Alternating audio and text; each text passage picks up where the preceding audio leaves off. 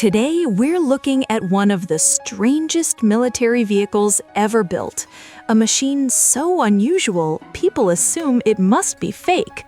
This is the Tempo G1200, a German off-road vehicle introduced in 1936 by Vidal Sohn Tempo-Werk. Picture this: 2 engines, 2 gearboxes, 4-wheel drive, and 4-wheel steering, all packed into one compact vehicle. No central differential, no transfer case, just 2 separate engines, each driving its own axle. At first glance, it looks like an ordinary military runabout. Open top, simple panels, symmetrical front and rear. But that plain shell hides one of the most radical drivetrains ever fitted to a production off-roader.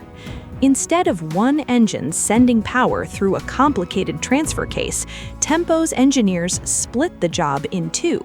A front engine drove the front wheels, a rear engine drove the rear wheels. Together, they created permanent 4-wheel drive without a central differential at all.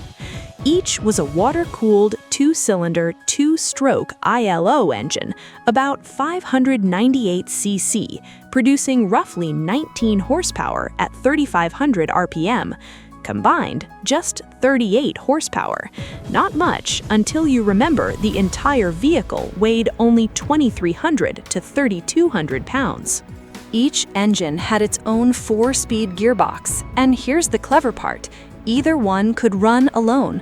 On a paved road, the driver could shut down one engine to save fuel, hit rough terrain, and the second engine kicked back in, instantly turning the car into a full 4-wheel drive machine.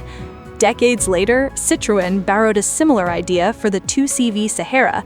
Tempo got there first, in the 1930s. The G1200 didn't stop at twin engines. All 4 wheels could steer, slashing its turning circle and letting it thread through forest trails and mountain switchbacks that would stop a much larger truck. Fully independent suspension on all 4 corners, paired with generous ground clearance, let it cross terrain that looked better suited to a tracked vehicle than a small car. Even the spare wheels were unconventional. Mounted along the sides, they weren't just backups. They spun freely and acted like rollers, helping the vehicle climb out of trenches and over steep embankments. Despite all this, the Wehrmacht never adopted the G1200 as a standard vehicle, partly due to lingering distrust of 2-stroke engines for large-scale military use. Other countries weren't so hesitant. Denmark, Finland, Sweden, and Romania all bought the G1200 before and during the war.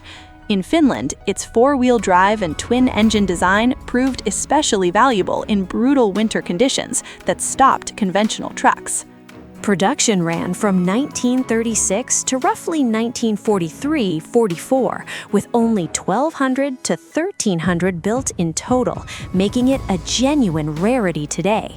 During the war, it served as a reconnaissance car, patrol vehicle, and staff transport, reaching speeds up to 42 miles per hour, with fuel economy improving further whenever the driver chose to run on just one engine.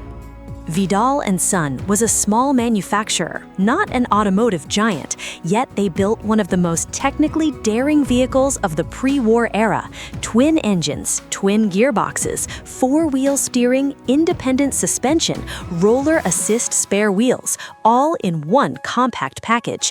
Even today, collectors seeing a G1200 for the first time often assume it's a post-war prototype because the engineering still feels too advanced for 1936. Surviving examples are extremely rare and highly prized. Whenever one shows up at a vehicle show, it draws a crowd within minutes, proof that more than 80 years later, the G1200 still raises the same question it did in 1936. Who on earth thought this was a good idea? If you enjoy forgotten vehicles and engineering that was decades ahead of its time, subscribe. There are plenty more stories like this one coming.